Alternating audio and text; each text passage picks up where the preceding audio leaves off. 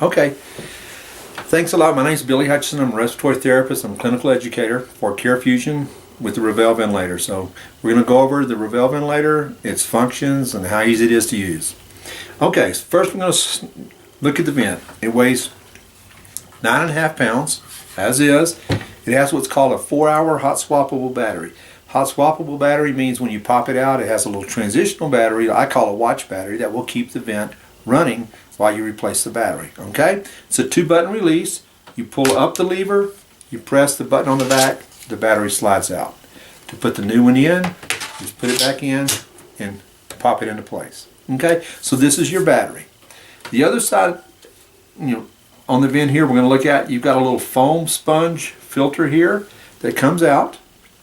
And this little filter is for the microprocessing fan, as it keeps everything cool in the vent. So you can wash this with warm soapy water, let it dry, pop it right back in. If you were to tear it or lose it, they are disposable. They come 10 in a package, so you'll have extras here that you can just pop the new one right back in. Okay? So that's how that filter works. The bottom filter at the bottom is for your gas supply. It's like your air conditioner filter. It's going to catch every kind of particle out there. It was designed by the military, so it keeps, they use it in the Middle East, so everything's taken care of. It's disposable. You can't clean it. It turns brownish gray color. It's time to throw it away. Put your new one in. It just pops right in. Okay? So that's your filter. Here is your 50 psi for your oxygen. So that's where your green oxygen hose hooks up. You've got a nebulizer port right here. We'll talk about it once we get the vent up and running. So that's this side. Now let's look at the other side.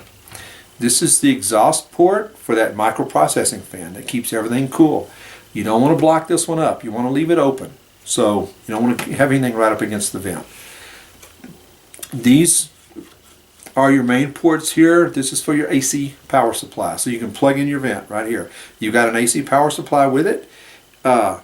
As it's plugged in and running the vent, it's going to recharge the battery at the same time. Right below it is an FiO2 analyzer. Now you can have FiO2 analyzer if you're running a low flow FiO2 on here, and we'll show you how that works as we turn the vent on. Below it here is an empty port. There's blank. There's nothing there. That's for future upgrades on the vent. We're hoping to have entitled CO2 at some time.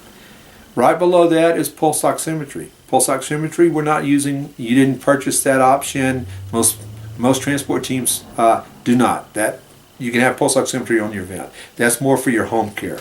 Okay? Your circuit hooks up right here. If anyone is familiar with the LTV ventilator series, this is the same vent as the LTV. It's just a newer version. So we use the exact same circuit as the LTV ventilator. And we'll show once we hook it up how it works.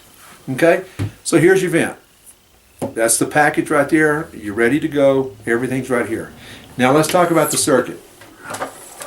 This is my homemade mini circuit that I use on the road. Your circuit is exactly like this here. These portions with the lines coming off, but everything is 6 foot long. So you have 6 foot long circuit. It hooks up on the side. You've got exhalation port here. That's for your exhalation valve, slips right in. You've got your inspiratory limb, slips right on it. You've got a couple of pressure lines here. These monitor and measure everything that goes on. They hook up on the vent, male and female lure lock, so you can't get them mixed up.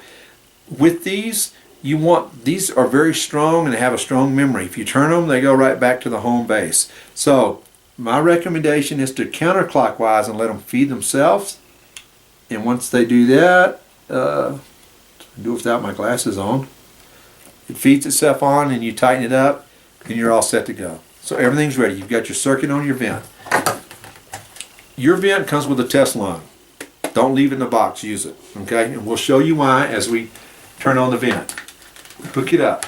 So now we're going to turn on. It's got a button at the bottom. One button push. Push it and let up. It goes through its cycle. It runs its own EST test. Checks everything out. And it's going to tell you external power lost. This yellow button is your alarm, silence, and reset. So I reset that. So now we're up and running. Same patient. That's the way the vent comes up. You've got a purple knob down here at the bottom. I call that my no button. you've got a select button right here. I call that my yes button. If I want the same patient, I press yes. If I don't want the same patient, if I want a new patient, I turn the knob, then I'll select yes. But before we get started, we're going to do what's called vent check. Vent check is how we check our circuit for leaks. You want to do this every time you put a new circuit on your machine. You just want to make sure you don't have any leaks in that circuit at all. So that's what we're going to do first. So I go to vent check, yes. Remove patient, yes, that's flashing, I know, so I want to clear it. I dial down till I see circuit test. That's my circuit, okay? I press it, it tells me to remove my patient. So I'm going to remove my test lung off, and then I'll press start, the select button. It tells me to occlude the Y. I occlude the Y. It runs up its pressure, and we passed. That's how you run your circuit test. Very simple. Just follow the directions on the screen. Okay? Once you're finished, you hit exit, and you take yourself right back out to where it says same patient. Now, if it fails, make sure your lines are tightened up all the way around. Make sure you're tight up here and run it again. Okay, always run it again. Don't take failure as a sign of a bad circuit. Make sure everything's tight. Okay, that's how we work that. So now we're going to go to new patient. And what we're going to cover when I started up on new patient is what I call buttonology. We're going to cover all the features of the buttons, what they do. And then from that point on, then we'll talk about the specialty features. But let's start with our new patient. New patient. Patient ID? No, I do not want an ID. I want patient size, yes. Adult, pediatric, infant. Okay? Those are the three levels of patients we have with this vent. We have two circuits with this vent. You've got your adult circuit, which is the bigger tube. It's a 22 millimeter tube. Or you've got a small pediatric circuit, which is 15 millimeters. With those tubes determines the size of the patient. Okay? The way we look at it, 5 to 40 kilograms is considered a pediatric, infant and pediatric. Greater than 40 kilograms is an adult. So your circuits, if you use a PD circuit, 5 to 40 kilograms. An adult circuit, the patient's greater than 40 kilograms. That's the way it's calculated, okay? Adult's what we're going to pick. But if I choose pediatric or infant, it starts up in pressure. If I choose adult, it's going to ask intubated, non-invasive, intubated, it starts up in volume. This green is preset numbers to ventilate any adult patient out there. These were selected as clinically safe by a group of physicians across the country to ventilate a patient. The way they work is we start at a rate of 12, I time of 1 second, tidal volume of 500, a PEEP of 6. We have our sensitivity, we'll talk about that. And our oxygen starts up at 21% because it does not know at that point in time or if you're hooked up to oxygen or not. Okay? So that's your settings. This is what the patient's doing with those settings. This is his exhale volumes, this is his peak inspiratory pressure, his mean airway pressure. All your numbers are gathered right up here. If you want to focus on certain numbers, if you press that select number, select button, I have frozen the screen. I can turn my dial and look at anything I need to look at with my patient right now. Okay? So I can scroll all the way through. If I hit my exit button, it will start scrolling again. Okay? The red numbers down here are alarms. The 40 is your high pressure alarm. The 10 over here is your low pressure alarm. The 3.0 is your low minute volume. Okay? So that's what's going on. You can take this vent and ventilate an adult patient right here. Remember, if I would have picked a pediatric or infant, it would have gone into the pressure mode because these are your modes of ventilation here. Let's look at it. Your modes of ventilation, it starts up in assist control. You can have assist control, you can have SIMV, you can have CPAP or pressure support. Over here, you can start up in volume, you can have pressure, or you can have what's called PRVC, and we will discuss PRVC in just a little while. So that's your modes of ventilation. Everything's going. So let's talk about just the buttons. We're going to start at the bottom and work our way up. On and off button. I pressed it one time, it comes on. If I hold it for 3 seconds, it turns off. When I hold it for 3 seconds and it turns off, it's going to alarm. You just silence your alarm. That's just to let you know, hey, somebody turned the ventilator off. Did you really want to do that? So you do. Right next to it, you've got two little buttons. One looks like a horn. It's an alarm horn. I think you should turn this on when you do your back checks in the morning, when you're checking your equipment out. Turn it on, you press it, every light is on, the audible alarm's going off. Then you turn it back off. Okay? That checks and makes sure all the contacts are working.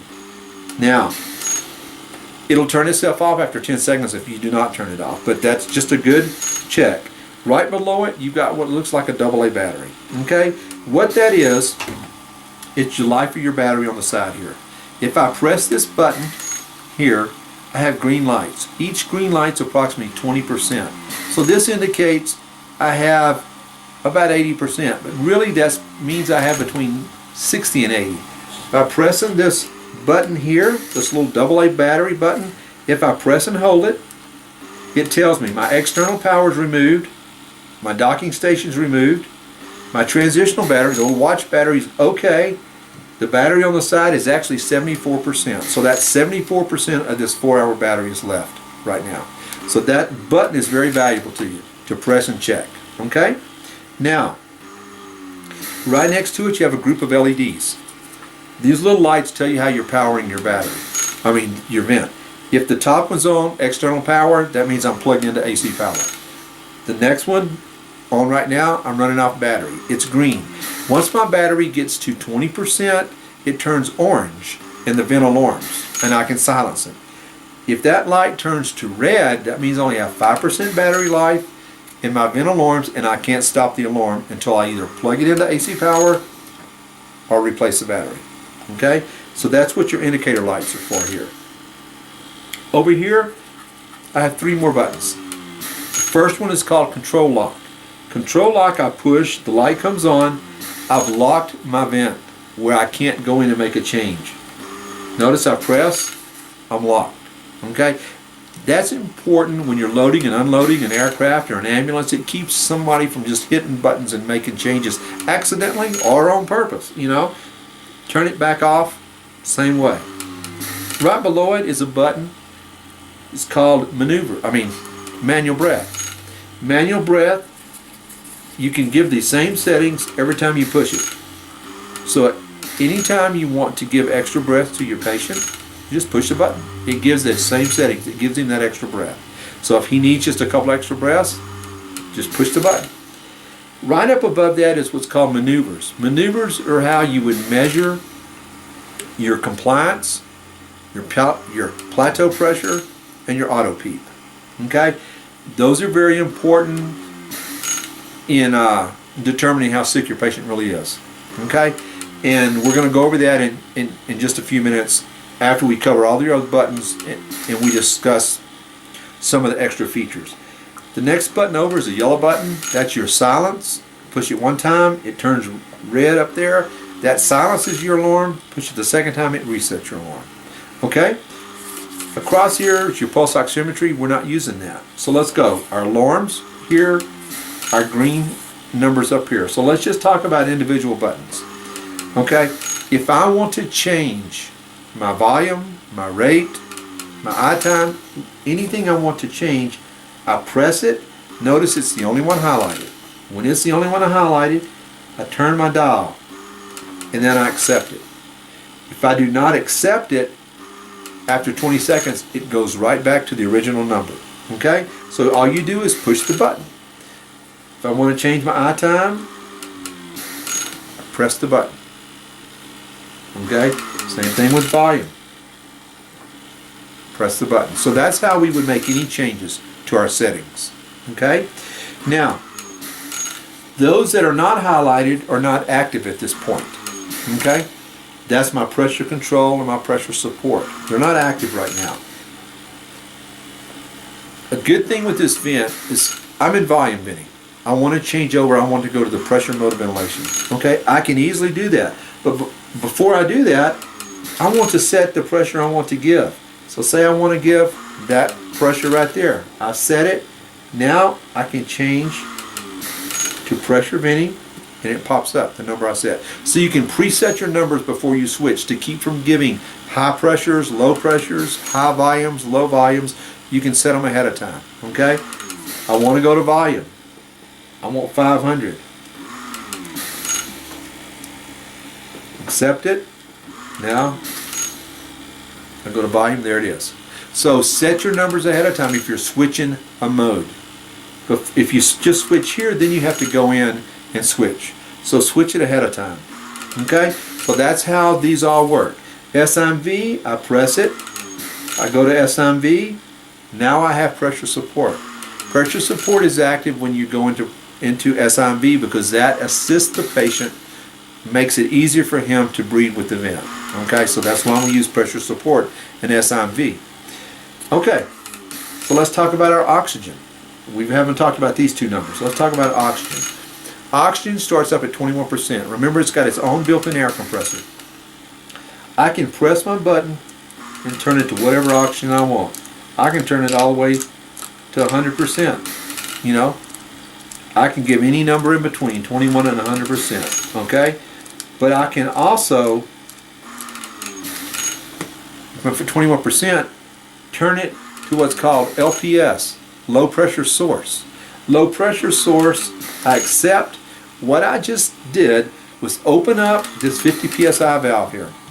Now I can put a Christmas tree on here, oxygen tubing, run into a regular flow meter, bleed in 3, 6, 8 liters of oxygen into the vent to give the numbers I need to keep my patient's saturation and his color up. You would use that in a case of something happened with your 50 psi. Your hose had a hole in it, your green oxygen hose, you had your quick connect, it came apart, it broke on you, and you just needed to give some kind of oxygen. Or you went to one of those hospitals, you couldn't hook up to their wall or their tank because they have some kind of different quick connect than what you have.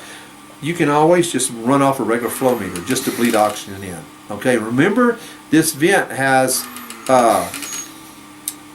oxygen capabilities where you can analyze how much you're given if you need to. Some people will just bleed it in and adjust the flow by on the flow meter by their patient sats and their patient color. But if you really wanted to know how, you do have an oxygen analyzer. I'm going to get it real quick. Okay, so that's basically how these work here, your oxygen. Now let's talk about our LPS, our sensitivity. See this number right here, this number 2?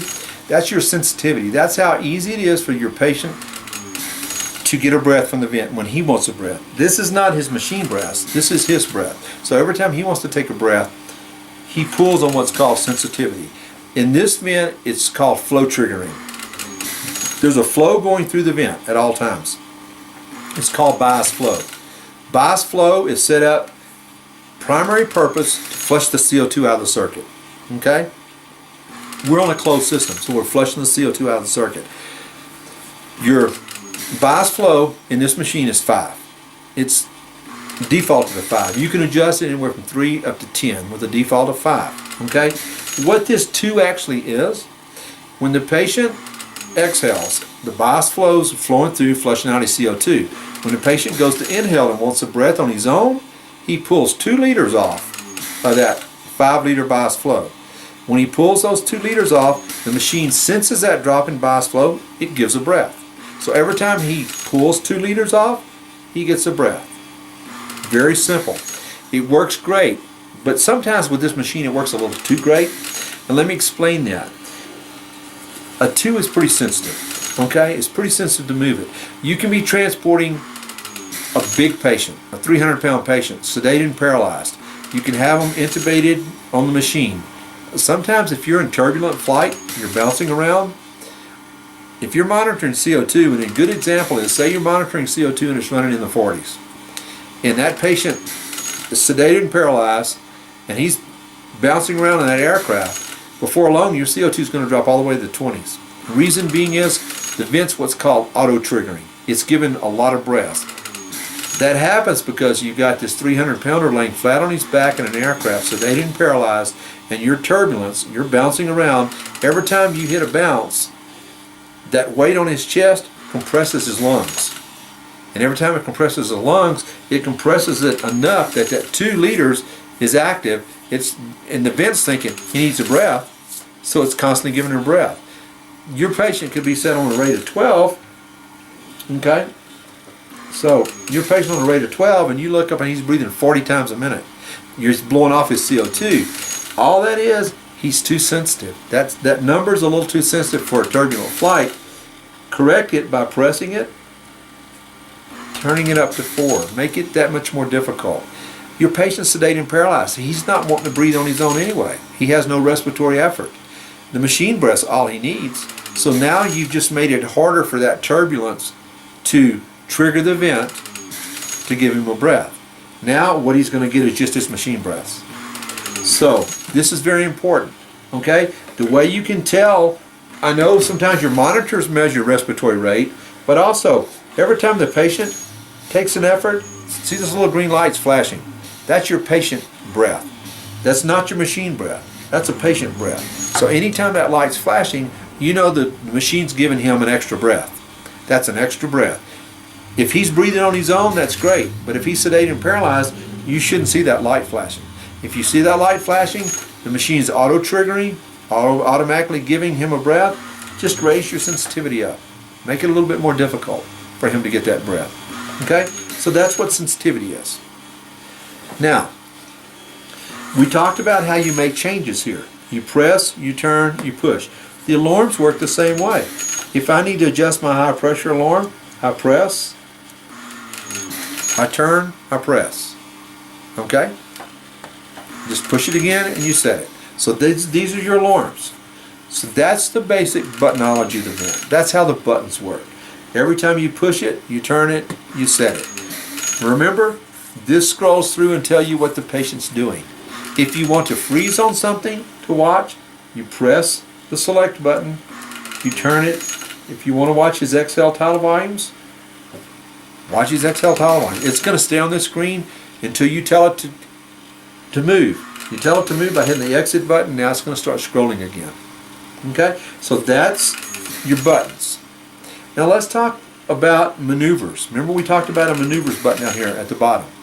Maneuvers is how we can measure our lung compliance, our plateau pressure, and our auto peak. Now if I'm in volume venting, I can measure all 3.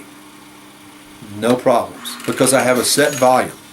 If I'm in pressure venting, if I change over to go to pressure venting, as soon as I do that, I cannot do plateau pressure or lung compliance, because those have to be on a fixed volume. And if I'm in pressure mode of ventilation, my volumes fluctuate up and down. So the way it works, I press it, I get I hold, I get E hold. I hold is plateau pressure, static lung compliance. E hold is auto peak. This is an inspiratory hold or an expiratory hold. Okay? PEEP is expiratory, so it's easy to remember. Now, if I want to read this, if I want to know what these are, I press the maneuvers button again. The maneuvers button is flashing now. It's flashing. When it's flashing, that means it's ready to go. So you press it and you hold it and the number pops up. As soon as the number pops up, you take your finger off. Static compliance, 23. Plateau pressure with my lung is 27. The delta P is the change in pressures, which that's okay. I'm not worried about that. The main thing we look at here is plateau pressures. And the reason being, plateau pressures tell us how sick the lungs are. Plateau pressure is the pressure it takes to open the alveoli area of the lung and hold it open. Okay? The higher the pressure, the worse the lung is, the sicker the patient.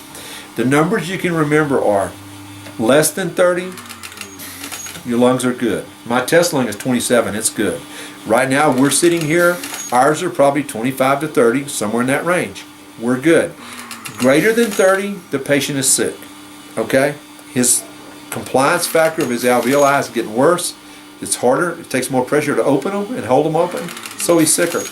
Greater than 35, your patient is extremely sick. That's your severe ARDS patients, people like that.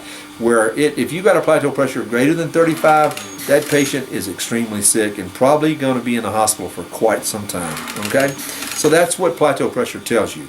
It's very important. It used to be very important. They got away from it. Now all of a sudden it's popped up again since about 2004. Everybody's wanting plateau pressures. So it's easy to do. It's just a push of the button and you can do it. Okay? Now, let's do auto peep.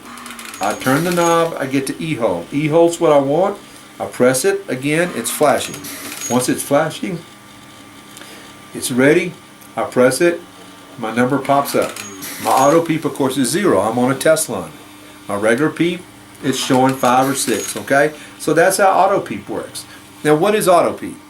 Auto peep is the peep maintained in a patient's airway that can't exhale. Prime example is an asthmatic. Asthmatic can inhale, they're hyperinflated, they can't exhale. They can't get that breath out. So auto peep tells us how much peep they're retaining. Now for many years, in the world of medicine, it was we never give PEEP to a patient that has auto PEEP. We don't want to increase their PEEP. They already have it. But then what was found out was we need to give PEEP so we can stent that airway open to help them exhale. The way it works, you've got in your alveoli, you've got an auto PEEP of 10. Okay? You've got that clamped down, closed up airway so the patient can't exhale. That's why he's got auto PEEP. He can't force everything out. So now we're given a PEEP to go in there. And the way you set it is, the common acceptance in the country now is to set your PEEP on your machine at 80% of your auto PEEP. So if you have an auto PEEP of 10, you set your PEEP on the machine at 8. Okay? The way that works is I've got auto PEEP of 10, I've got my clamp down airway, I've got a PEEP of 8 coming in. Well, in the law of physics, a low pressure can't pass into a high pressure. High pressure holds it. So it goes up against that and it's held. Well, it's held there. It's used to stent that airway open. It can force that airway open, so now the patient can begin exhaling again. That's why we give PEEP to a patient that has auto PEEP. That's why non-invasive ventilation is so effective with asthmatics nowadays. It's that end expiratory pressure in your non-invasive world that helps stent those airways open to allow that patient to begin exhaling. And at the same time as the patient can exhaling, you're sitting those airways open, he can get his medication such as albuterol into that lower airway. Helps him breathe. So that's why auto PEEP. That's why these maneuvers are very important. Plateau pressure tells you how sick your patient is as far as the pressure it takes to open up his alveoli and maintain them open. Auto PEEP tells you how sick the patient is because he's holding too much PEEP, he can't exhale, so give him PEEP, help him to exhale. That's how those two work. Okay? So that's the basic, every button on the vent we covered.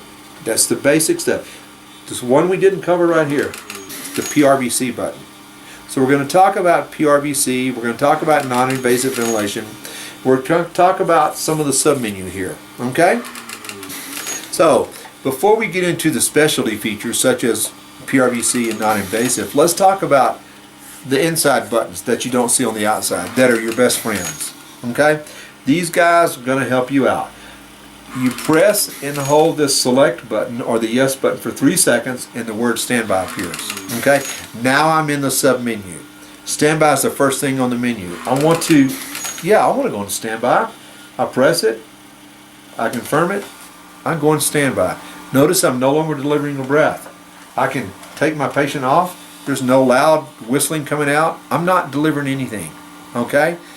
That's very important. And say I need to bag and suction my patient. I don't have to worry about turning the vent off or listening to the alarms go off. I just put it in standby. It'll stay in standby all day long until I'm ready to go again. So if you need to bag and suction, put it in standby. Another thing, say you have a critical airway. You've got this patient with this real critical airway and you don't want to take a chance of extubating him when you're moving from the bed to your stretcher. Put it in standby. Unhook him, move him over, hook him right back up, and resume ventilation. Next one is you realize, hey, this patient has the wrong size ET tube. He's got a huge leak. He's got a 4.0. He needs a 6.5. You know, we've got to reintubate. I've already hooked him up. Put it in standby. You know, since and turn it off and, you know, starting all over again, just go to standby. Because once I hook him back up, all I have to do is hit this exit button. I'm back to ventilating again. I didn't have to hit anything else. I just hit my exit button. I'm back to running again. Okay? So that's how standby can be your best friend. But to me, the most important function for standby is I walk into a sending facility. I'm picking up a patient. Okay? He's on a ventilator. I get my vent out. I get it all set up. I put my test lung on it. I get my circuit on it. I run my circuit test. I got my test lung. I turn on my vent. I set my numbers to match the numbers he's on. Or I set my numbers to match the numbers I think he needs to be on, whichever one you need to do. And then you put it in standby. Okay? Once you get into standby, you take your test lung, you put it back in your bag, you reach over, hook the circuit up to your patient, hit the exit button, he's up and running with those same settings. You didn't change any care. You didn't have to listen to alarms going off. That's why I'm always a firm believer in the test lung when you're setting up your vent. That way you're ready to go. As soon as you hit the exit button, it's up and running, and you're already connected to your patient. Okay? So you don't miss a beat, and you saved a lot of alarms and anxieties and, you know, all this going on. So that's how standby is your good friend. So we press it and we see standby. The next one, when you want to go further into the menu, you turn the knob. SBT, spontaneous breathing trouble. You're not going to use that in transport. That's when you have a patient in ICU you're trying to wean off a vent. Okay, so that's a long procedure. You're not going to be with the patient that long. Nebulizer. Remember I said it had a little nebulizer port on the side. It's got a nebulizer word right here. Do not use it. Okay? I know that sounds bad. I'm the vent guy with the vent. Okay? This is why, and it's really simple. The way this nebulizer feature is set up, you have to meet certain criteria. Okay? And sometimes that includes changing modes of ventilation, which you don't want to do. The criteria I have to meet. I have to be hooked up to 50 psi. Number one. Okay? Number two, I have to be in assist control only. I can't be in SMV. Number three, I have to be in volume venting. I can't be in any other mode of ventilation except volume. Number four, I have to go into where that bias flow is in my menu, find it, change it all the way up to 10. Remember I said it was 5? I've got to turn it up to 10. Okay? Then I have to go into my nebulizer feature here, and I have to tell it how long I want it to run. Then I have to tell it, do I want it on inspiratory only or the whole breath? Well, by the time you do all those things, you could have already put a neb right here in line at the patient Y, turn it on a regular flow meter, let it run. It's finished running by the time you get everything set up. Especially if you have to change a patient from SMV to assist control or pressure to volume, stuff like that. And then after the after the neb's through, you have to go in and reset everything like it was. And what if you forget to reset something? You know, so my feelings are, don't use the neb feature. It's a little too complicated. It takes a little too long. Just put your neb in line like you normally would and run it off a flow meter. Always put it right at the patient Y on the inspiratory limb, right down here. Very easy to see. Okay? So that's your... Okay. Now, our next feature, alarm.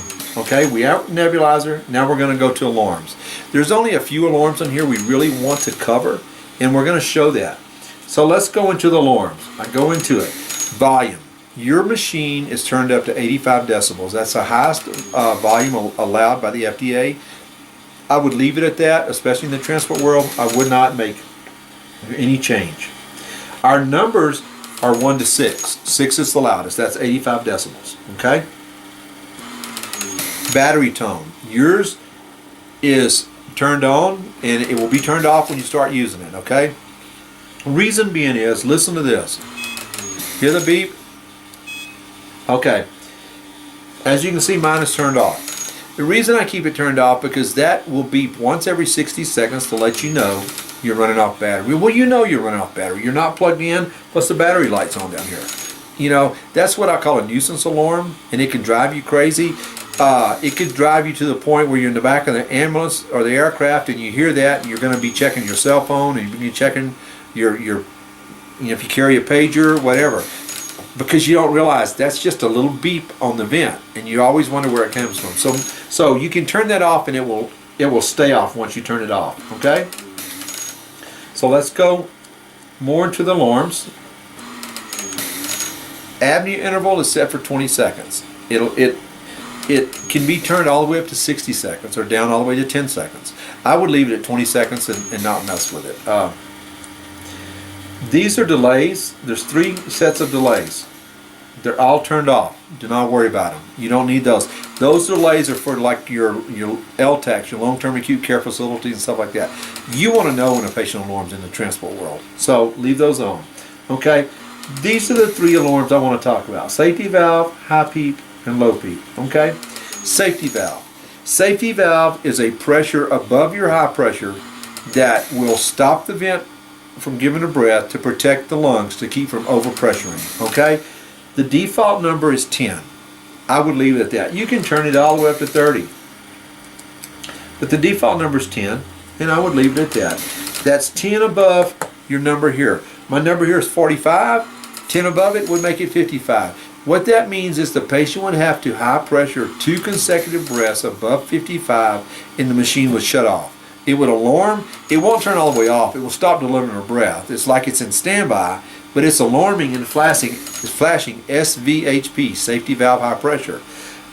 The way that works, and I've seen it in 3 different incidences, and that's probably 97-98% of the time you're going to see that when that goes off. If the patient's laying on the circuit, closing it off, it's safety valve high pressures. If you pinch the rail up, pinch the circuit up in the rail of the stretcher, you close it up in it, it pinches it off, safety valve high pressure. Or it's hanging down off the stretcher, you're in the back of the aircraft working on your patient, it's hanging down and you're real busy and you don't realize somebody's stepping on the circuit. Okay? So let me just show you an example here. Safety valve high pressure. Okay? Notice it's going off along with patient circuit because I've clamped it off. Okay? We're going to go through that again because I dropped my test line. Okay? Let's do it again. Let's go ahead and get it up and started. Okay?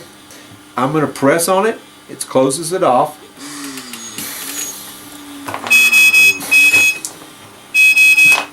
I'll get this right in a minute because my circuit is over here on the other side. Okay. We're delivering the breath. Safety valve high pressure. Here we go. We're going to get it now. There it is. Okay? It can't get a breath through. It's telling me I can't get a breath through. As soon as I open it, notice it starts breathing right on its own again. Now I'm still have my alarm flashing. So what I'm telling you is you're going to see that more than likely. That goes off. It's because of something you've done. Put the patient laying on top of the circuit, it's caught in the bed rail, or you're standing on it. Okay? As soon as you clear it, it starts delivering a breath again. So that's your safety valve high pressure. Okay? So let's talk about our other alarms. Remember I said there's 2 more. That was our safety valve, high peep and low peep. And the reason these are important is you're going to see these alarms go off. The FDA changed the way they had alarms set on ventilators. This is a number you set now, where it used to be on some vents you could set it at a +5 or a +4 and a -3, and whatever you set your peep at, that would be where your alarm would be. 5 above it, 4 above it, whatever. Now they've changed it. My default peep is 6, so it's 11. And that's a number. I can change that number, okay? Which is not a bad thing, but it's not a good thing, because if I turn this peep up to 15, that stays at 11. I'm going to get a high peep alarm, so I have to go in and adjust my high peep alarm. Same thing with low peep. My low peep alarm is 3, okay? If I need to turn my peep totally off, it's 3. So if I turn my peep to 3 or lower, it's going to alarm low peep. Okay, so that's the two alarms you're going to see more than anything: high peep and low peep. They're in your alarm config. When you first turn it, remember, hold it for 3 seconds. It goes to standby. Then you scroll through till you get to your alarms. Go into your alarms and scroll through till you see your high peep and low peep. So anytime you make a peep adjustment on the vent, try to remember, I might have an alarm go off because they're set at 11 and 3. Okay? So that's our alarms. Our next is called vent control. Vent control is very important, okay? Because it's got two features in here you'll use: rise time and flow term. Rise time is the primary one you're going to use, okay?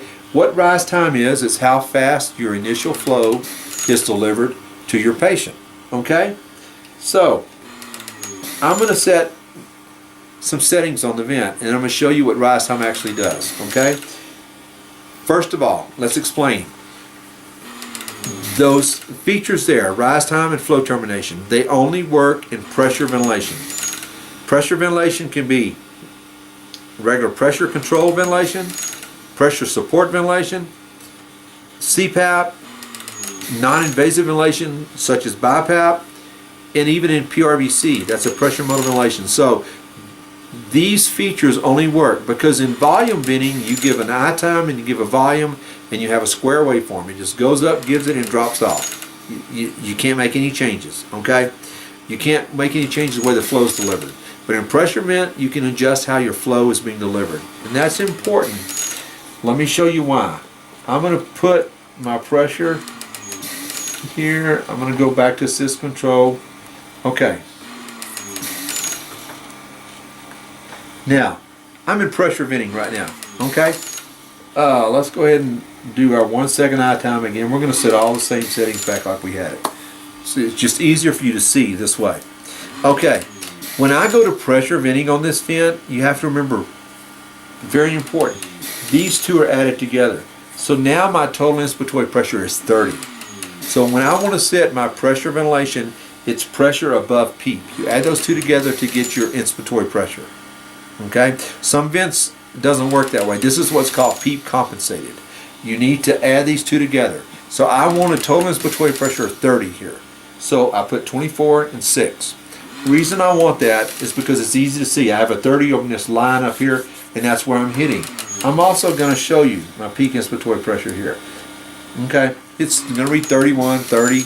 It's right in there. Okay, now let's talk rise time. The reason this is important, if I roll up to a hospital and that patient's on an ICU vent, most ICU vents now have what's called self-adjusting rise times. I've got a rise time here, okay? Now, a self-adjusting rise time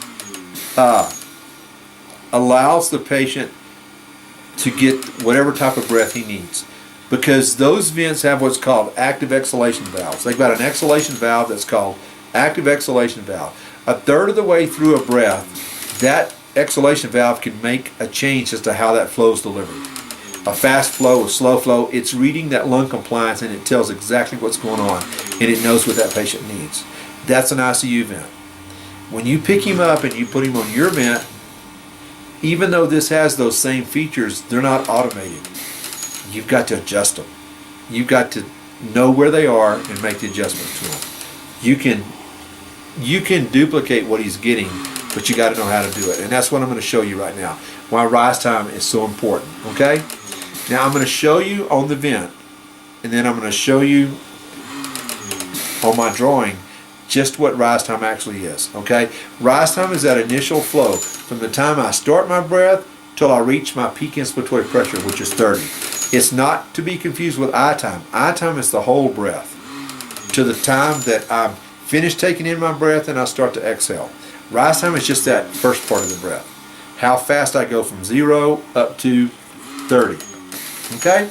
So, let's go into rise time.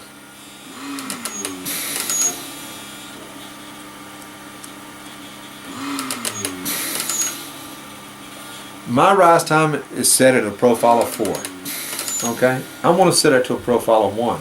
That's the fastest. One's the fastest, nine's the slowest. 4 is our default number. 4 is the way you and I are breathing right now, okay? So, I've done it. So now I want to exit out and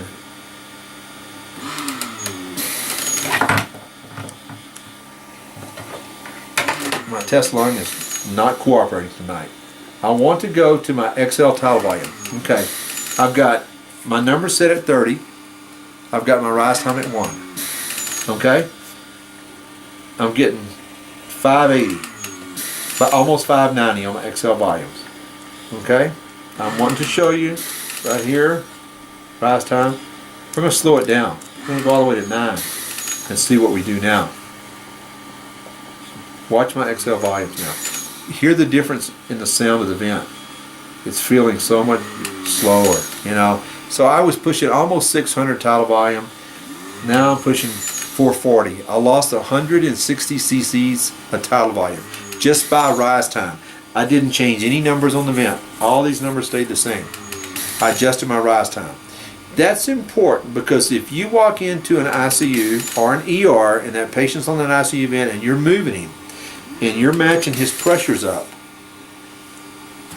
and you put him on this vent and he does fine for a little while, and by the time you start rolling out the door, all of a sudden you notice his intercostal retractions. I mean, this guy's working hard to breathe. And your initial thought is he doesn't like this vent. No, what's happening is your rise time's not set right. Okay? How do you know what to set it as? My suggestion is, and this is what I used all the years I did transport, when I walked in, I would look and see what his exhale tidal volumes were. Okay? I would make a note. Okay? His exhale tidal volume's running about 500. I put him on my vent, I would look and see what his exhale tidal volumes were. Oh, my XL tidal volume is 400. I lost 100 cc's. I'd go into my rise time, speed it up. Speeding it up means a lower number. 1's the fastest, 9's the slowest. The default's 4. I might take it down to a 2 or a 3. Then I'd measure my XL tidal volumes. Look and see what I'm running at. Hey, I'm right back close to 500. I'm happy. He's going to be happy. Let's go. You got to remember, your rise time's your friend. It's how fast that flow's delivered. You can see just by adjusting your rise time, I can make a difference on a test lung of 160 cc tidal volume. Loss or gain, whichever way you want to look at it. Okay? Most of the time it's going to be lost because when you put a patient on this, he wants a faster one. Now, if you're picking up normal lung patient that's intubated for other issues, rise time of 4 is going to be great. It's those sick lung patients that the rise time might need to be a little bit faster. Okay? So, let's look at rise time, exactly how it works on a drawing. Okay? Okay, here we go. This is my little magic drawing board here. We're going to show what rise time is. This is my peak inspiratory pressure. That's my 30 I have on my vent. 30. This is my I time of 1 second. This is where my breath starts, right here. Okay? What rise time is, it's how fast I go from 0 up to 30. Okay? My default is 4. It's about like this. It goes off and comes down. Okay? That's a default of 4. That's my rise time. That 4. Rise time is here to here. That's your rise time. Right there. Okay? Remember, this goes from 1 to 9. A 1's going to be real close up here and then drop down. It's almost parallel at first. It starts up. So that's a 1. Okay, so maybe I can get a 1 right there. Okay, that's my 1. That's a 4. A 9's the slowest. It's way out here and goes down. So that's a 9. So, when I'm talking about rise time, the default is 4. It's just 1 right here in the middle. If you've got that sick lung patient, that 4 might not be fast enough. He might need a 1. He doesn't need a 9. But notice I lost 160 cc's of tidal volume. That's what this is in here. That's volume. All this is volume. This is all volume right here. Everything in here is volume. That's added volume with a faster rise time. I'm still have my pressure set at 30, but that's just volume. That's how that flow is delivered. Rise time is how a flow is delivered. A 1's the fastest way, a 9's the slowest. You can look at it like slow breath. That's a 1. I mean, that's a 9. That's a fast breath. That's a 1. A 9's slow. Okay? So that's the difference. That's how breaths are delivered. And that's what an ICU vent can automatically make that adjustment. This vent can make it, but you've got to be the automatic button. You've got to go into the rise time to adjust it. So that's how it works. Okay? Now, we'll go back to the magic drawing board in just a little while. There's just a couple more features here we want to show you. Press it, stand by. Remember, we're in vent control. Flow termination we're going to talk about when we get to non-invasive ventilation. These others are ICU settings. You're not going to use them in transport. Remember I said on nebulizer, you turn your bias flow up all the way up to 10. That's where you would do it. It's 5. Okay. Leak compensation is turned on. Always leave it on. It's turned on. Always leave it on. Okay. So that's it. As far as that, the last one's vent config. That's vent control. This is vent config. All vent config is how you're going to set your time, your date format, that information. Okay. But you can also calculate oxygen cylinder duration, and that's based upon minute ventilation of the vent and what size cylinder you've got. Okay, I press it, cylinder type. A 622 is an E cylinder. Okay, that's the way the engineers designed it. Every tank has a liter capacity. That's a liter capacity. So you need to find out what the liter capacity is of your tank, and you can do that by googling and finding out. Okay, cylinder pressure, I set my pressure whatever I need. I turn it here. It's going to tell me in hours and minutes how long my tank is going to last. Okay, so that you can determine based on minute ventilation of that patient and what settings you have how long your tank will last you. Okay, so the main thing you need to know is you need to know what kind of tank. Okay, now we're going to talk about one of the special features for this vent. It's called PRVC. PRVC stands for Pressure Regulated Volume Control. It's what's called a dual mode of ventilation. It's a pressure ventilation with a volume ventilation. It's a great mode. It's one of the new modes out there that are listed as lung protection strategies, and that's what we're headed to in this country with ventilation. We want to protect lungs. For so many years we just gave them these big powerful breaths. You know, now we decided, hey, let's protect these lungs. We don't need to be doing that. So we went to what's called lung protection strategies as the pulmonologists and the respiratory groups did. So it's been put on most vents now. Just about every ICU vent out there has some type of lung protection strategy. PRVC was the first. It's called, like I said, pressure regulated volume control. There's others out there that are called volume support, volume guarantee. It's all the same thing. It's a dual mode of ventilation. You're protecting the lungs by using pressure to determine your volumes. Okay, so let's talk about how it works with this machine. We turn on the machine. Okay, we're going to go through the setup. Let's go to new patient. Okay, size, adult, intubated. We're going to start up. Okay, now we're going to switch our patient over to what's called PRVC. Okay, and the way we're going to do that is first thing you always do is set your tidal volume. Okay, so we're going to set our tidal volume. So let's set it at 550. Okay, that's the volume I want. Now I go right in here and I switch it to PRVC. Okay, I switch to PRVC. I've got my tidal volume. I'm all set. I'm ready to go. The way this works is I want my vent to give about 3 breaths, because now it's trying to adjust its flow to be able to deliver this volume and this high time as low a flow as possible. But at the same time, it has set its limits. And when I say set its limits, it sets an upper pressure limit and a lower pressure limit. So that 550 has to be delivered in between those limits. Okay? So you take your high pressure and your low pressure limits, and that 550 is delivered right in the middle there. Okay? The way the vent knows how to set its limits, it looks at its high pressure and it's low pressure. It sets it 5 below and 5 above. So my pressure limits for this 550 tidal volume right now are 35 is a high and 15 is a low. This means I'll never go above 35 and I'm not going to go below 15. If I do, the vent's going to let me know something's going on. So it can't go above 35. And in the transport world, this upper limit's what you're worried about. You're really not concerned about the lower limit.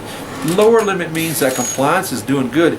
If I'm delivering 550 cc's of tidal volume and I'm not even hitting 15 on the pressure, that means my compliance is great. I probably just need to extubate my patient. Okay? But in your world, you're moving the sickest patients. So those sick patients you've got to be very careful with, and that's why you want to keep that upper limit. You don't want to go above it. It's a lung protection strategy. The way it works, like I said, it's set at 35. After the third breath, I want to fine tune that. I want to bring that down to where I can really monitor what's going on.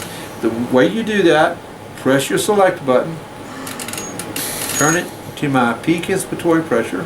Okay, it's running 30. You want to set your high pressure alarm 10 above it. So my high pressure alarm's 40. That's where I want to be. Okay, if this was reading 20, I would set this at 30. You want to set your high pressure 10 above what your peak pressure is running. When you do that, that means 5 above it here and 5 below it here. That's my maximum pressure I will allow for a PRVC breath of 550. So that's 35. So 35 is my cap. I'm running 30, 35 is my cap. Now, this is what happens if you hit that cap. So what I'm going to do is lower this to where I'll make the alarm go off, and we'll see what happens. Okay? Notice it beeps 3 times. It's not constant alarm going off. It beeps 3 times and flashes volume limited. What that's telling you is I cannot get that full volume in because I'm hitting that upper limit. My upper limit now is 27 because it's 5 below this. So I'm hitting that. I'm hitting 27. I'm stopping. I'm still giving an eye time. I'm still going up and giving that eye time breath and drop it off. But I'm capping it at that pressure of 27. I can't go above it. Okay? It beeps 3 times every 20 seconds and will continue to flash until you reset it. So my peak inspiratory pressure is saying 30. I can't go above 27. So it's hitting that and it's trying to go, but I can't give a full breath. So how much am I giving? Let's look at our exhale volume. Okay? I'm hitting 490 out of 550. I've dropped about 60 there. Okay? Now, I'm going to raise this up so I don't keep alarming, so we can talk about how we can fix it. Okay? This is how you fix it. If you get a volume limited alarm going off, that means you're hitting that upper limit. If you're hitting that upper limit, suction your patient. That's the number one thing you should always do in pressure regulated volume control if you're hitting volume limited. Suction your patient. Because remember, I just have a 5 gap there. Okay? It's hitting 30. I've got it set at 35. It's hitting at 35. Okay? I'm suctioning my patient. If I get a bunch of secretions out, I know that was enough to move my pressure up. My patient's going to be fine. If I get 0 out and I'm still hitting it, then I know my patient's compliance is getting worse. Lung protection. I can make an adjustment now. I don't want to keep alarming. I want to monitor my patient. I want everything to be good. Okay, how do you do that? I could just raise this limit here. Okay, that's no big deal. Why have him on PRVC? If I raise that limit, that defeats the whole purpose of PRVC. That just means put him in volume and let the peak inspiratory pressure hit whatever it wants to hit. The way you would adjust it, if I'm hitting that alarm, okay, the way I would adjust it, I would look at my minute ventilation, okay? So let's go ahead and go back to where we're alarming so we can make it alarm.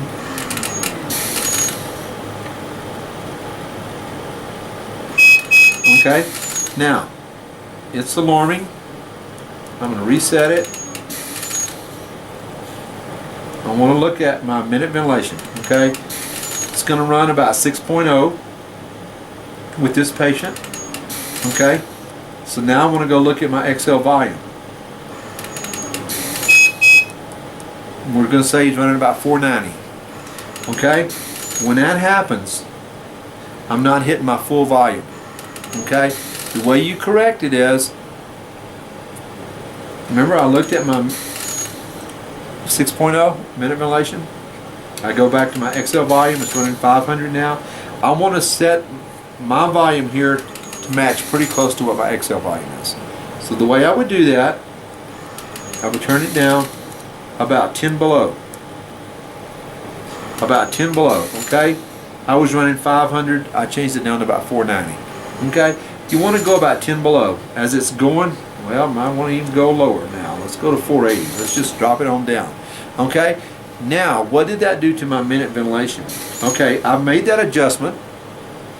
I corrected it. Okay? I made that adjustment. So let's look at our minute ventilation now. I know we're going to volume limit. It's coming on down some more. Let's just wait before we go too far. I'm volume limited. Remember, I still got my number low. Okay? So we're all the way down to 430 now. So let's take this down to 420. Okay? That's really going to change my minute ventilation. Okay? Now, minute ventilation is running 5.2. It's probably going to go lower because I've dropped it on down. Remember, it was 6.1, 6.2 when we started. Okay, it's going to keep on going down because I made a big change here. I made this change because my patient's compliance was getting worse. On my PRVC, I'm volume limited every time. Okay, I can't give my full breath in there. Okay, because I changed my volumes now. Remember, I turned it down. Okay, we're still dropping. So this is a great example. Remember, we started at 550.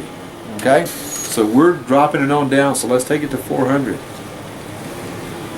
Okay, now we're dropping it on down. Now, what you do to repair this? Anytime I drop tidal volume, I affected what? Minute ventilation. Remember? When I first started, I had my patient at 6.2. Now I'm all the way down to 4, almost. So anytime I make a change in volume, I need to make a change in rate. If you take it up by 2 or 3, I'm going to bring that right back up to 6.2. Okay? That's all you do. That's how you correct.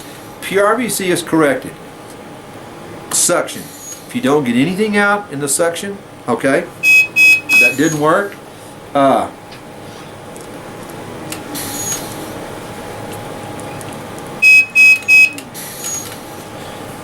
suctioned. I didn't get anything out. Step number 2. I look at my minute ventilation and I remember that number. Then I go to my XL tidal volumes. When I go to my XL tidal volumes, I adjust it to approximately 10 to 15 below what my XL volumes are running. Okay, I'll let that stabilize. Then I go over and raise my rate up to bring my minute ventilation back up to pretty close to what I was. If I was at 6.2, if I can bring it back up to 6.1, I'm good. So you just play with your rate and your volumes to bring it back up to where you need to be. You want to keep your volume lower, but the thing you must remember, when I'm dropping tidal volume, I also want to make sure I'm still getting pretty decent chest movement. I don't want to go so far down that I can't move the chest at all. So you still want to get good chest movement, but you also want to keep your same minute ventilation. So that's how PRVC works. It's a volume, it's a target volume. I want to target this volume, but I don't want to go above this pressure. And the reason being is, I want to protect the lungs. Okay, lung protection.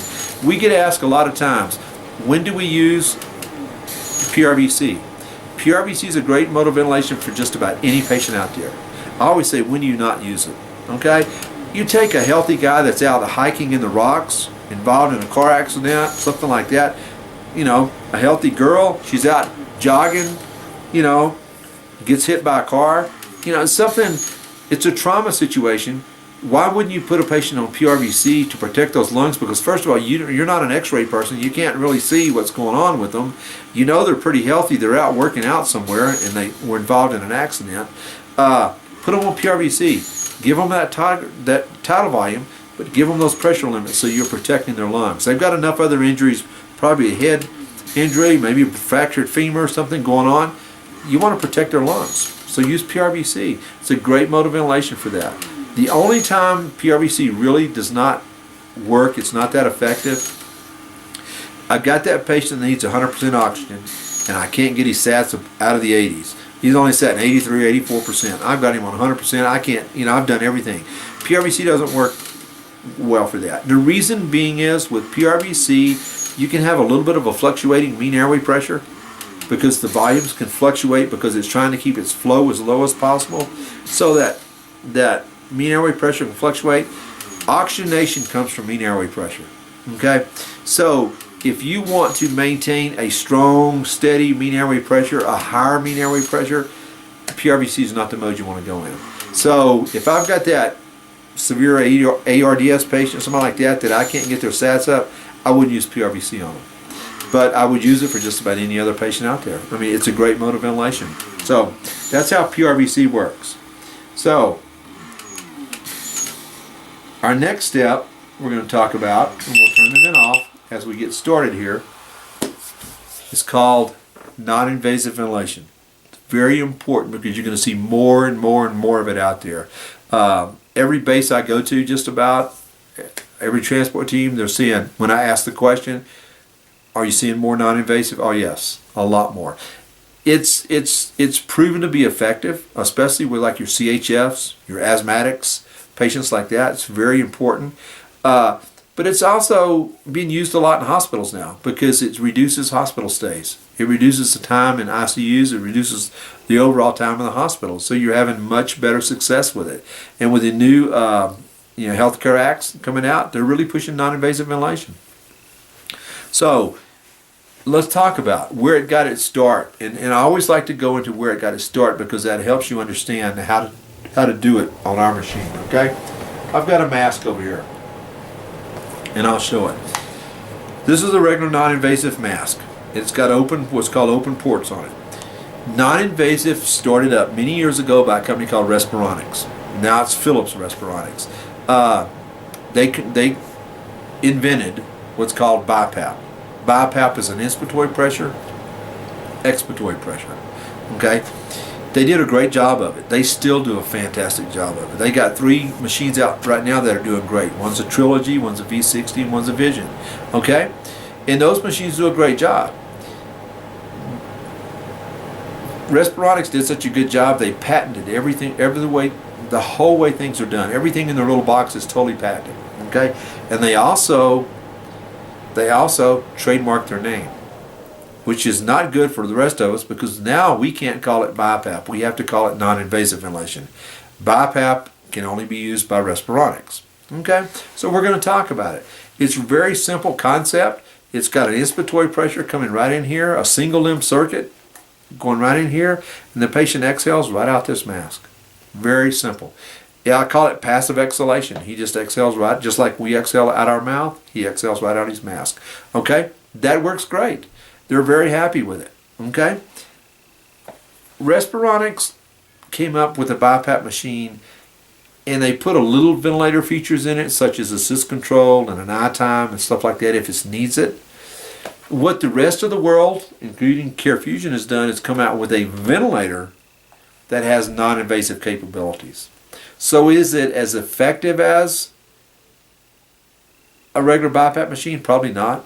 But you can make it that way. You can make adjustments on here to make it work almost as well as a BiPAP machine. And notice I said almost.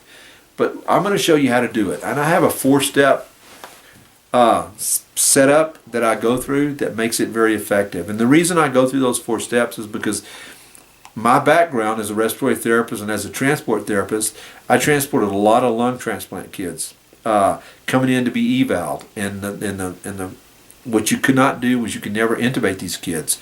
You had to bring them in on non-invasive ventilation. And we had the LTV, the older version of this, and it didn't work near as good as this one does on non-invasive. So we had the LTV and we had to make it work. And I came up with 4 steps I did, and it really helped us out. And so I'm going to use those same 4 steps here when I teach you. Okay? Think about it. I've got open ports on this mask. Okay? I've got inspiratory pressure coming in. My patient takes just what he wants. He loses pressure. Okay? If you've got above a 10 of pressure coming in here, he's going to lose part of that. Okay? Say I've got him on 16. I've got this mask on my face. I've got inspiratory pressure 16. I take in what I want. I lose some of it. We did some measurements and we found out we lose about 4 centimeters of the 16 total out this mask. Okay? And that's in BiPAP.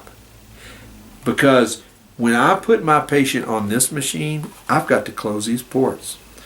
I've got to close these ports because this is a pressurized system. Now, I need to close these ports, okay? Because if not, this vent's going to alarm like crazy. It's a pressurized, it's a ventilator. It's pushing a flow through there, okay? And it's got to make sure it gets it in there. So you close up all the ports. So in this machine, it's called non-vented. You've got to use a non-vented mask. BiPAP uses what's called a vented mask, open ports. That's where the patient exhales. Now when I close this, the patient exhales back out the circuit down the exhalation valve exactly like an intubated patient does. So it's a different feel. It's going to feel totally different to that patient. He's not going to like it at first. I'll tell you right now, the key to success in any non-invasive transport is the anxiety level of the patient. If you can keep his anxiety level down, you've won the battle. If his anxiety level gets too high, you're going to end up intubating the patient. You know, you just can't function. Because the higher his anxiety level goes, the higher yours goes. Okay? So, you're fighting a tough battle there. So, I talked about the flow going in. The number one thing in my 4 steps, the number one thing that helps control his anxiety level is when you're setting up your vent, set your inspiratory pressure at 4 below what his is set at. Okay? If his is set at 16, set it at 12. Okay? Now if his is set at 10 or below, only take it down by 2. Because the lower pressure in here, the less you lose. Okay? But if he's set at 12 or 14 or 16, take it down by 4. Because the higher the pressure, the more he's going to lose. And you're going to have a battle if you have it too high. So turn it down by 4. Now, that's step 1, turning it down by 4. But the reason I say turn it down by 4 is because now I'm at a starting point where he's not as frustrated with this mask. I got a mask on my face, and I've been receiving about 12 of pressure because I had open ports, and you hit me with 16. The first thing they do is jerk the mask off their face and say, I can't breathe, I'm suffocating. Well, they can't handle that much pressure. Turn them down by 4, now they can handle the pressure. If I start them low, I can always bring them up. If I start them too high, I can't bring them down because they're jerking the mask off their face. Okay? So step number 1, you start him low. Step number 2, there's what's called the evil twins. Now, I know people laugh. You have 2 alarms on this machine that are going to go off constantly in non-invasive until you get your patient very comfortable. And as long as those alarms are going off, he's not going to be comfortable. His anxiety level is very high again. You take it, you're going to pick up a patient at a smaller hospital to take him to a bigger medical center. Chances are he might not have ever flown before. So his anxiety level's up as soon as that doctor told him I'm bringing in a flight team to get him. You walk in your fancy flight suits and you go to put him on your machine and it's alarming. He's thinking, oh man, I must be dying. They can't take care of me here. I've got to go into Phoenix or somewhere. You know, something's really wrong with me. So his anxiety level's already up there. So why add more to it? The evil twins are your low pressure, low minute volume alarms. Turn those totally off. Turn the evil twins off. That stops probably 95% of your alarms going off right there. Okay? So those are out of the way. Step number 3 and step number 4 are going to be your rise time and your flow termination. And we're going to talk more about that. Remember my fancy drawing, rise time, Okay, we're going to talk about settings once we turn on the machine, how to set your rise time and your flow termination, and I'll explain what flow termination is at that point. But those are the 4 steps. It's a closed system, starting 4 low when you get him going. Now, what I suggest, and I'll show you when I turn this on, is to always set it up first with a test lung.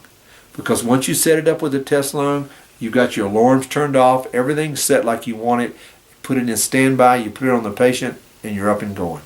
Okay? So let's go into non-invasive. Press the button, it comes on.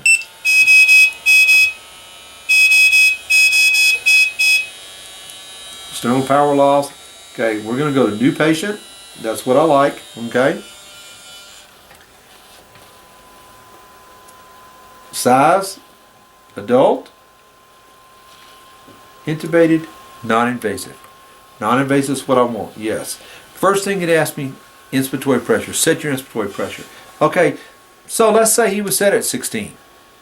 Okay, I want to turn it down. Okay, 16, turn it down to 12, 4 below. Okay, I did it, 4 below. But notice it actually set it at 6 because it adds it to the PEEP. To get my total inspiratory pressure, I add these two together. 6 and 6, I get 12, okay? That's good. Now I go to my expiratory pressure. Expiratory pressures you can always leave the same as what he's on. That's not going to affect it. That's not anything coming into the mask. That's his expiratory pressure in his lungs, okay? But for this sake, I want to change it. And the reason I want to change it is because I want to show you. I turned it to 4. This went to 8 because I've already said I want 12 of pressure. So I do that, okay? Then I go to my rate.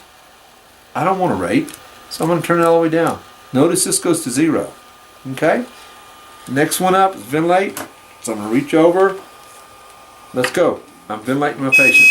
Uh-oh, evil twins going off already. Man, I hate those girls. So let's turn them off here.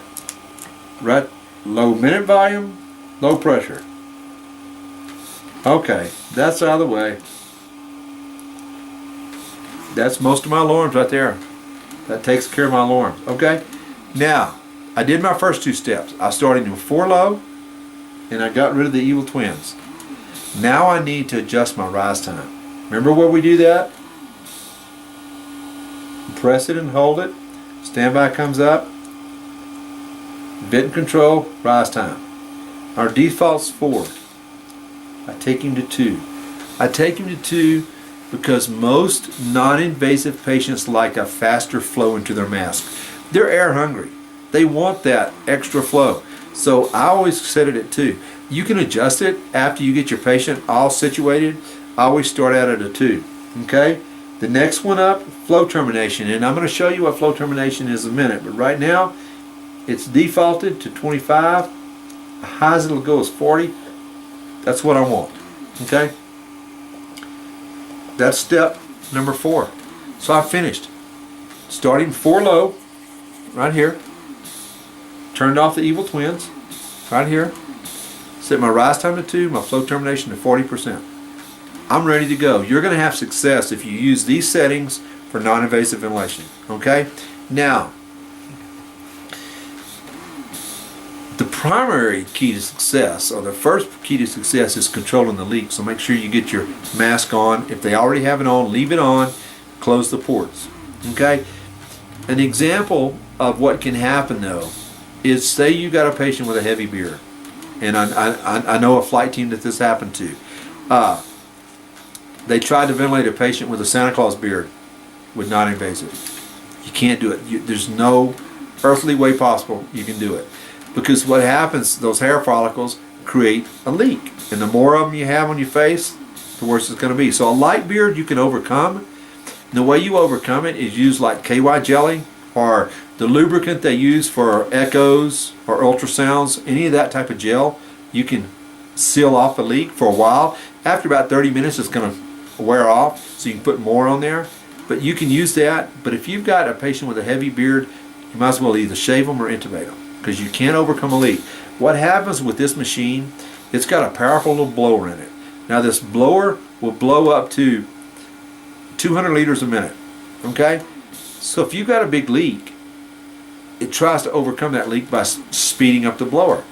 So if that blower is blowing 160, 180 liters a minute, what you've just done was drained your battery and sucked your oxygen. Probably 60 to 90 minutes they'll both be gone, because it's running so fast to overcome the leak.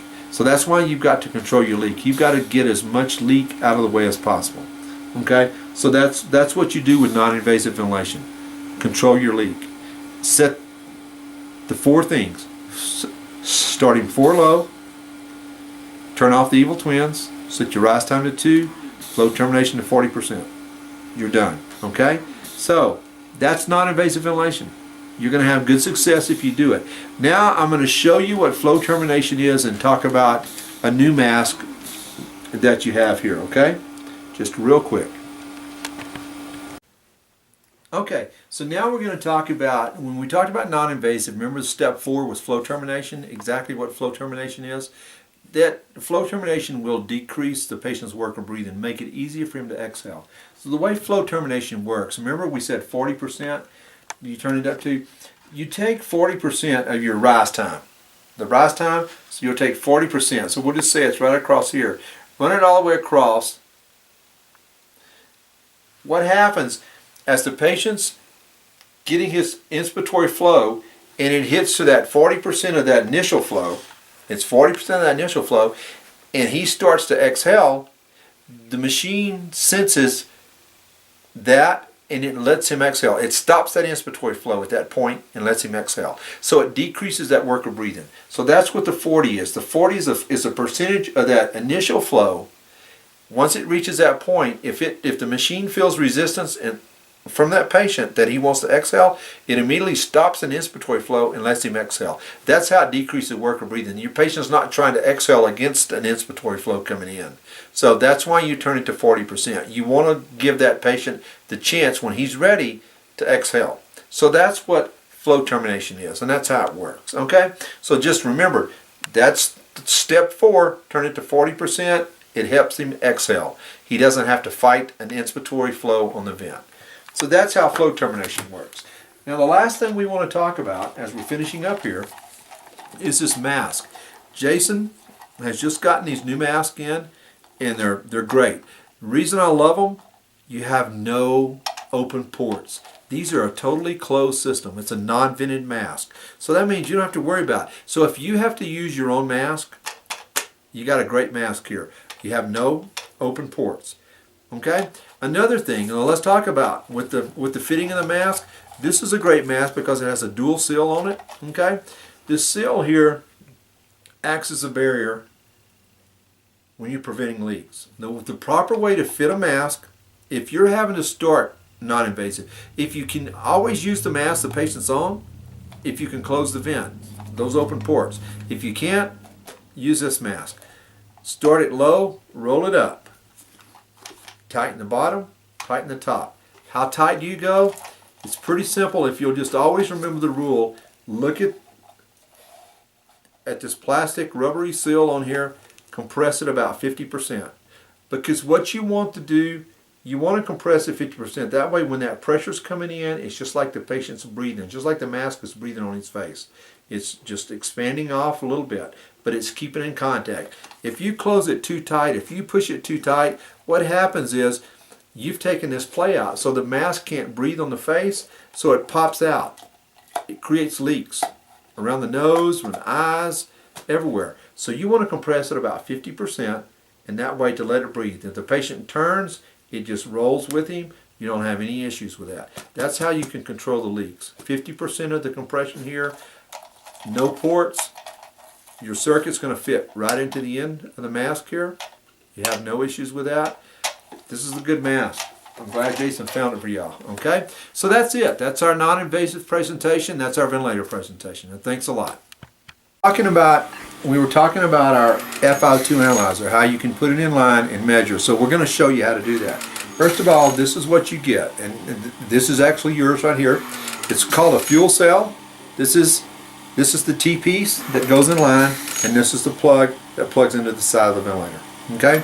The way this would work is I'm going to silence my alarm so it won't go off. Okay? Pop this apart. put it in line. Okay, so it's all set on there. Now, we're going to have to plug this into the side, and I'm kind of old, so I have to put my glasses on. Line up our red dots and pop it right in. Okay, so now we're in line. So now I can analyze oxygen. The way this works is I'll have to go into my menu. You hold it for 3 seconds till you see the word standby, then you dial through till you see option config. Press it, FiO2 sensor. You press it, it's asking enabled or disabled. Press it, it's always disabled on these machines. You turn it to enable and it pops on. Notice I have an oxygen reading here. Now it's saying 18% because it can't sense any oxygen. It's actually getting 21%. It needs to be calibrated, so you can actually run a calibration on it, or you can set it to 21% and it's going to read low FiO2. If you've got oxygen running through there, it can't sense it right now, and the reason it can't sense it because this meter here through this is tied in to your oxygen flowing in here where it's mixed in here. So once it mixes it here, then it reads it out here. It can't mix it right now, so it can't determine because don't have anything coming in. So the mixing is going in here and it's putting it all together and it shoots out. Then you would read it, but there's nothing mixing right now. So when it's reading, it's just reading a low number because it can't pick anything up. Okay, that's the way the software is written. Okay. Okay. I enabled it. Now when I enabled it, I get my readings of oxygen up here. I froze my screen. That added this in here, so now I'm holding it on here because we didn't have an actual Christmas tree, but if I'm holding on here tight, you can see I'm actually running 15 liters and I'm running about 98% into here. This 18 down here, that's my, remember all these across here are alarms. Okay, so this 18 down here is actually my low alarm, which means if my oxygen level dropped to 18%, I would have an alarm going off. My number's actually reading across up here. Now, if I create a bigger leak, my number should actually come down some. As you can see, it has dropped some. So I create a little bit of a leak there. So if I hold it in here tight, I'm able to achieve a pretty high percentage of oxygen. Okay, it'll take it just a minute to go back up because it has to read it with each single breath. So that's how your O2 analyzer works. You can, like I said, I'm running 15 liters. I'm actually getting about 97% right now. Okay, that's low to source. That works if I've lost my 50 psi connection. So I no longer have a way to do it. I can run off a regular flow meter, off oxygen tubing, just regular oxygen tubing, right into the vent, and achieve, a high level of oxygen. LPS, low pressure source. So that's the way that system works. Okay, so let's go ahead and turn that off.